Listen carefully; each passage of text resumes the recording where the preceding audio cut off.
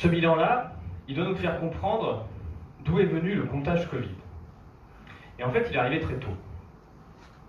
Il est arrivé très tôt avec, fin 2019, des laboratoires chinois qui tirent la sonnette d'alarme sur 40 patients en Chine, 1,5 milliard d'habitants, à Wuhan, une des villes les plus polluées du monde, en hiver, donc à un moment où les gens souffrent de pathologies respiratoires.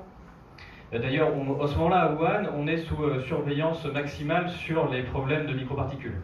Voilà. Et dans ce contexte, il y a 40 malades. Et donc là, ils disent, bah, on ne sait pas ce que ça peut être. Voilà. Certainement un nouveau virus tueur qui va ravager l'humanité. C'est pas pour rire. Et on a l'OMS qui est d'accord avec ça et qui met de l'huile sur le feu. Voilà.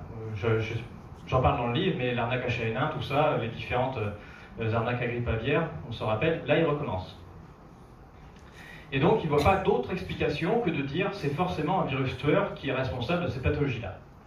Et on a le 20 janvier, un laboratoire qui dit oui, on a trouvé une séquence de virus tueur sur un malade, et il le publie. Et ça passe direct, ce qui est censé valider l'histoire que c'est bien un virus tueur qui est responsable de ces 40 malades. Il y a toute la méthode de détection du virus qui est expliquée par ce même laboratoire qui se vante de savoir comment il a fait. Donc je ne vais pas forcément rentrer avec vous dans les détails de ce qu'est la RT-PCR. C'est la RT-PCR multiple, donc c'est-à-dire que sur la base d'un échantillon prélevé chez un seul malade, on est sur un seul malade chinois, sur lequel on prélève un échantillon qui contient tout son ADN, la totalité de l'ARN qu'il comporte sur lui, dans ses glaires, on lance du séquençage, c'est-à-dire qu'on va balancer des millions d'amorces différentes, soi-disant prises au hasard, et que ces millions d'amorces vont dire si elles trouvent leur équivalent chez le patient. Donc ça vous fait des millions et des millions de résultats où on dit des petits bouts d'ARN. Et ça, ensuite, c'est balancé dans un logiciel informatique. Alors déjà, il y a énormément d'incertitudes sur le fait que les RT-PCR trouvent bien la bonne séquence en face. C'est une incertitude statistique. Bref, on se balance dans un logiciel, et en l'occurrence, il balance dans deux. Il y a un logiciel dans lequel il balance qui dit, avec tout le gloubi-boulga des morceaux d'ARN que tu m'as donné, je réussis à trouver une séquence, donc ce logiciel qui s'appelle Megahit, qui fait 30 000 nucléotides, et ça c'est un virus, ça 30 000 nucléotides. Et l'autre logiciel qui s'appelle Trinity qui dit non, ça marche pas du tout ton recollage, il n'y en a que 11 000 que j'arrive à coller, ce qui n'est pas considéré comme un virus. Et bien du coup ils vont comprendre que le premier. Ça s'appelle un biais de confirmation.